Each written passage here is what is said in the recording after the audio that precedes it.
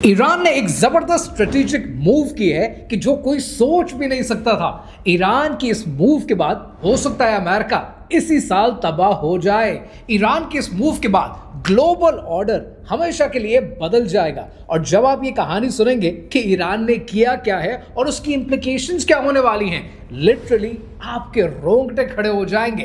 To be very honest with you, मैं आज की वीडियो में ईरान को कवर नहीं करना चाहता था क्योंकि कितनी सारी बातें हैं सेटनिज्म के बारे में करने वाली, कितनी बातें हैं डिसेप्शंस की आपको बताने वाली। ये वो बातें जिसके बारे में आजकल मैं किताब लिख रहा हूं, लेकिन ये बातें मैं आज नहीं करने वाला था ईरान की। लेकिन ईरान ने इतनी जबरदस्त मूव की है कि जिसके बारे में आपको पता होना चाहिए, क्योंकि इसके बारे में मैं कितनी वीडियोस बना चुका हूं और आपको आगाही दे चुका हूं। ईरान ने किया क्या? ईरान इस वक्त कह रहा है कि हम सीरियसली कंसिडर कर रहे हैं कि स्ट्रेट ऑफ हॉर्मुज़ खुला हो सबके लिए, हर जहाज को जाने की इजाजत दी जाए, पर शर्त यह है कि उस जहाज पे जो तेल है उसकी डील यूएस डॉलर में नहीं, उसकी डील चाइनीज करेंसी में हुई हो। इसकी बहुत बड़ी इंप्लीकेशन है और इसकी इंप्लीकेशन में शायद यूएस इकोनॉमी इसी साल टैंक कर जाएगी। और दूसरी तरफ नेतन्याहू की एक और वीडियो सरफेस करती है और इस बार नेतन्याहू एक कॉफी शॉप में खड़ा है, कॉफी पी रहा है और बता रहा है दुनिया को कि मेरी 5 उंगलियां हैं, मैं जिंदा हूं। एनालिस्ट ने उसको एनालाइज किया और एनालिस्ट कहते हैं कि ये भी एआई है, क्योंकि कॉफी है तो वो गिर नहीं रही है, हाथ है तो जेब में जाता है और एबनॉर्मल तरीके से बाहर आता है, लाइटिंग है तो ठीक नहीं है, और बहुत से फैक्टर्स हैं जिसकी वजह से ये वीडियो एआई है। To be honest with you, Netanyahu के बारे में मैंने पहले आपसे ये कहा कि अगर मर भी जाता है तो फर्क नहीं पड़ता। उसकी वजह यह है कि पॉलिसी इंपॉर्टेंट होती है, पॉलिसी मैटर करती है, बंदा नहीं। पॉलिसी तो उनकी वैसे की वैसी है। और दूसरी वीडियो में मैंने आपसे यह भी अर्ज किया कि हो सकता है ये इसराइल का एक आर्ट ऑफ वॉर हो। लेकिन to be honest with you, let me tell you one thing, मैं जाती तौर पर चाहता हूं कि नेतन्याहू जिंदा रहे। अब इन दोनों कहानियों का, ईरान का और नेतन्याहू का बैकग्राउंड पर्सपेक्टिव क्या है और डिटेल्स क्या हैं, कहानी क्या है, आइए समझते हैं।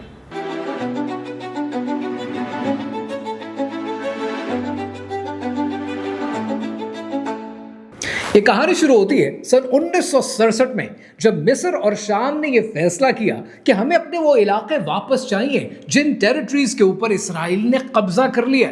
लिहाजा उन्होंने जंग का ऐलान किया और इसराइल पर हमला कर दिया। पर वो ये नहीं जानते थे कि इसराइल की मदद के लिए अमेरिका और एलाइज आकर खड़े हो जाएंगे। नतीजतन मुसलमानों को ये जंग हारनी पड़ी, जिस पर सऊदी अरेबिया के शाह फैसल को शदीद गुस्सा आया। और इस जंग के खात्मे के बाद, 6 डे वॉर के खत्म होने के बाद, उन्होंने ओपेक कंट्रीज को इकट्ठा किया और ऑयल एम्बार्गो दुनिया में इंप्लीमेंट कर दिया। ऑयल एम्बार्गो का मतलब यह था कि हर वो मुल्क जो इसराइल की मदद करता है उसको तेल नहीं दिया जाएगा। नतीजतन चंद दिनों के अंदर दुनिया में तेल की कीमत 300% क्रॉस कर गई। 1973-74 oil embargo led to nationwide fuel shortages. इस ऑयल एम्बार्गो से अमेरिका ने बहुत कुछ सीखा। अमेरिका को इस समझ में आया कि ये दुनिया बगैर तेल के, बगैर एनर्जी के नहीं चल सकती। और अगर दुनिया तेल के बगैर नहीं चल सकती और तेल को अमेरिकन इकोनॉमी और यूएस डॉलर के साथ लिंक कर दिया जाए, पैक कर दिया जाए, तो दुनिया को अमेरिका की इकोनॉमी की और अमेरिका के डॉलर की हमेशा जरूरत रहेगी। और फिर 1974 में निक्सन ने यह स्ट्रैटेजी इंप्लीमेंट की। पहली बार तारीख में ब्रेंटन वुड एग्रीमेंट का खात्मा हुआ और यूएस ने अनाउंस किया कि अब से हमारी करेंसी डॉलर कभी भी गोल्ड से बैक्ड नहीं होगा, ये ऑयल से बैक्ड होगा। अमेरिका ने सऊदी अरेबिया के साथ ये डील की कि जब भी तेल लिया जाएगा, खरीदा या बेचा जाएगा, वो हमेशा यूएस डॉलर में ट्रांजैक्शन होगी। इसका मतलब यह है कि दुनिया में जिस भी मुल्क को तेल चाहिए, जर्मनी को, जापान को, साउथ कोरिया को, पाकिस्तान को, अफगानिस्तान को, वो ट्रांजैक्शन हमेशा डॉलर में होगी। इसका मतलब यह है कि यूएस डॉलर की हमेशा डिमांड रहेगी। और यूएस डॉलर कहां से मिलेगा? यूएस डॉलर अमेरिका से मिलेगा। इसका मतलब यह है कि आप दुनिया का कोई भी मुल्क हो, आपको अमेरिका की पॉलिसी से कितनी ही नफरत क्यों ना हो, आपको डॉलर चाहिए ही चाहिए। और फिर ये डील सिर्फ सऊदी अरेबिया तक रिस्ट्रिक्टेड नहीं रही, ये पूरे ओपेक के अंदर फैल गई और बदले में सऊदी अरेबिया को और बाद में ओपेक कंट्रीज को अमेरिका मिलिट्री प्रोटेक्शन देगा, सिक्योरिटीज की गारंटी देगा और फाइनेंशियल मार्केट्स का एक्सेस देगा। और इन तीनों फ्रंट पे एग्जैक्टली मिडिल ईस्ट में क्या हुआ है वो आप मुझसे बेहतर जानते हैं। अब इसका मतलब यह है कि अगर आपको यूएस डॉलर चाहिए और तेल खरीदना है तो आपको अमेरिका की जरूरत है, और जब आप अमेरिका से डॉलर लेने की कोशिश करेंगे तो अमेरिका की मर्जी है वो आप पर सैंक्शंस लगा दे, वो आपके बैंक अकाउंट को फ्रीज कर दे, वो आपकी हुकूमतों को प्रेशर में डाले, वो अपनी मर्जी मनवाए कि मेरी पॉलिसीज मानो वरना डॉलर नहीं देता तो आपका मुल्क तो वैसे ही बैठ जाएगा। अब इस कहानी को जरा मॉडर्न डे पर्सपेक्टिव में समझते हैं। जिस दुनिया में आज हम रहते हैं, इस दुनिया में तमाम दुनिया को रोजाना 105 मिलियन बैरल्स पर डे की जरूरत होती है। ये जितने मुल्क मिलकर तेल खरीदते हैं ये 105 मिलियन बैरल्स पर डे बनता है, जिसकी ट्रांजैक्शन यूएस डॉलर में होती है। यानी पूरी दुनिया को हर साल 3 ट्रिलियन डॉलर्स चाहिए होते हैं अमेरिका से कि हमें ये डॉलर्स दो ताकि हम मिडिल ईस्टर्न कंट्रीज से ऑयल प्रोड्यूसिंग कंट्रीज को दें और अपना तेल हासिल करें। अब यहाँ पर इंपॉर्टेंट बात यह है कि मिडिल ईस्टर्न कंट्रीज वाहिद तो है नहीं जो दुनिया में तेल पैदा करते हो, लेकिन मिडिल ईस्टर्न कंट्रीज आज दुनिया में 50% तेल पैदा करने वाले ममालिक हैं। इसका मतलब यह है कि 3 ट्रिलियन डॉलर्स में से ऑलमोस्ट 1.5 ट्रिलियन डॉलर्स इन मुल्कों को दिया जाता है और इनसे तेल हासिल किया जाता है। यानी सारी दुनिया के मुल्क अमेरिका से पैसा मांगते हैं, अमेरिका से डॉलर लेते हैं, और अमेरिका वो वाहिद मुल्क है जिसको जब डॉलर की जरूरत होती है वो अपने नोट छाप लेता है, बिकॉज वो नोट किसी गोल्ड से तो बैक्ड है नहीं। अमेरिका की अपनी प्रिंटिंग मशीन्स हैं, फोर्ड नॉक्स चल रहा है और नोट छापे जा रहे हैं। अब अमेरिका उसको बैक करता है ऑयल के साथ। अब यहाँ पे समझने वाली बात क्या है, तमाम दुनिया के मुल्क अमेरिका से कहते हैं कि 1.5 ट्रिलियन डॉलर्स दो ताकि मिडिल ईस्ट को दें। अमेरिका उनको बदले में ट्रेजरी बॉन्ड देता है कि मेरा कर्जा ले लो, इसके ऊपर मैं रेट ऑफ इंटरेस्ट भी दूंगा। अब समझने वाली बात यह है कि जब ईरान ये कहता है कि स्ट्रेट ऑफ हॉर्मुज़ हर एक के लिए खुली है, शर्त यह है कि अपनी डील चाइनीज करेंसी में करो, यूएस डॉलर में नहीं करो, तो नतीजा क्या निकलेगा? यूएस डॉलर की डिमांड कम हो जाएगी। मुल्क जब अमेरिका के पास जाएंगे नहीं डॉलर लेने के लिए, तो अमेरिका के ट्रेजरी बॉन्ड जो अमेरिका देता है अपना कर्जा, उसके ऊपर cost of borrowing interest rate बढ़ जाएगा क्योंकि अमेरिका वो पैसे दे नहीं पाएगा। अब अमेरिका क्या करेगा? अब यूनाइटेड स्टेट्स मजीद नोट छापेगा। जब वो मजीद नोट छापेगा तो मुल्क में महंगाई का तूफान आएगा। जब मुल्क में महंगाई का तूफान आएगा तो लोग क्या करेंगे? लोग बाहर निकलेंगे, एक रिवोल्ट शुरू हो जाएगा और अमेरिका 1 साल के अंदर ही टैंक कर जाएगा। अब ये बातें तफसील के साथ कि अमेरिका का यूएस डॉलर क्यों सबसे पहली कैजुअलिटी होने वाली है, मैंने डिटेल में इस वीडियो में कवर किया है। ये वीडियो आपको ये बताती है कि रोमन्स ने एग्जैक्टली यही किया था कि कैसे वो अपने डिनेरियस की वैल्यू कम करते गए कि उनके ऊपर भरोसा पूरी दुनिया ने खत्म कर दिया और रोमन एम्पायर हमेशा के लिए जवाल पजीर हो गई।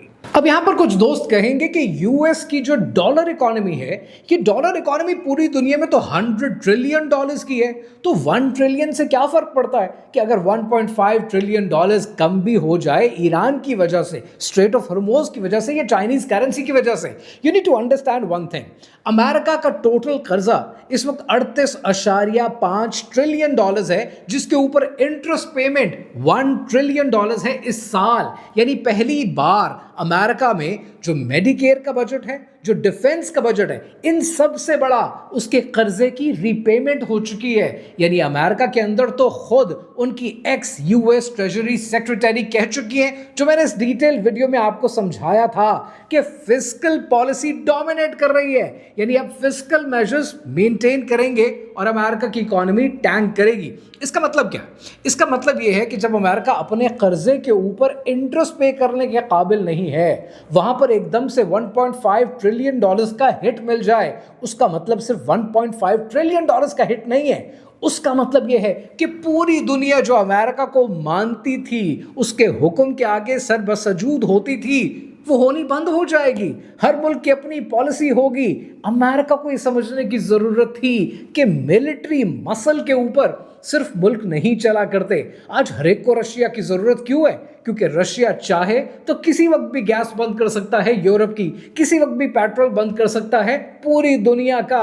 जब लोगों के घर में चूल्हा नहीं जलेगा, जो कि इंडिया में ऑलरेडी हो रहा है, गैस नहीं है, तो जब चूल्हा नहीं जलेगा तो लोग नहीं जानना चाहते कि आपका मिलिट्री मसल कितना बड़ा है, लोग रोटी खाना चाहते हैं। ये अमेरिका में रेवोल्यूशन की बुनियाद बनता है। और अमेरिका के अंदर जवाल पजीर करने के लिए, सिविल वॉर क्रिएट करने के लिए आपको कुछ ज्यादा करने की जरूरत नहीं है। अगर अमेरिका की स्टॉक मार्केट गिर जाए, अमेरिका टेक्निकली उसी दिन बैंकरप्ट हो जाता है। इसलिए चाइना और रशिया फुल मसल लगा रहे हैं और अब खुलकर ईरान की बैकिंग पे आ चुके हैं, क्योंकि वो चाहते हैं कि हर कीमत पर ईरान ये जंग जीते, जिसकी वजह से ये पूरी जियोपॉलिटिक्स एक बार फिर इंटरेस्टिंग हो गई है। और यहां से आपको बौखलाहट अमेरिका की तब नजर आती है जब सेक्रेटरी ऑफ वॉर पीटर हेग्सेथ, जो इसको सलीबी जंग बनाने पर तुला हुआ है, वो खुद मीडिया के आगे आकर रोना रोता है और मीडिया पर बरस पड़ता है कि आप लोग हैं जो अमेरिका का साथ नहीं देते।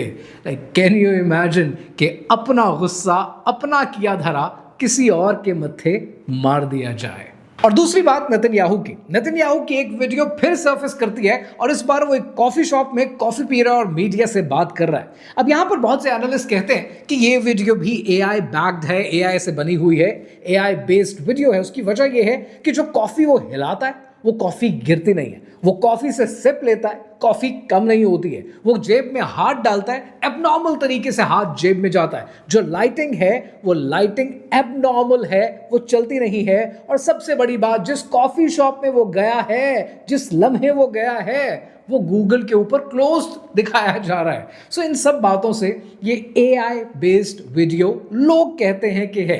मेरा इस पर सिंपल सा पॉइंट ये है, मैंने आपसे पहले जिक्र किया कि इंसान से फर्क नहीं पड़ता, पॉलिसी से फर्क पड़ता है। और ज़ायनिज़्म की पॉलिसी इस वक्त जारी है, तो इसलिए इसमें खुशी मनाने की या कोई और बात करने की जरूरत नहीं है। फिर दूसरी वीडियो में मैंने आपसे कहा कि इसराइल का आर्ट ऑफ वॉर भी हो सकता है कि वो टाइम बाय कर रहे हैं कि अमेरिका के ट्रूप्स एक बार बूट्स ऑन द ग्राउंड हो जाएं, फिर नेतन्याहू को सर्फेस करें।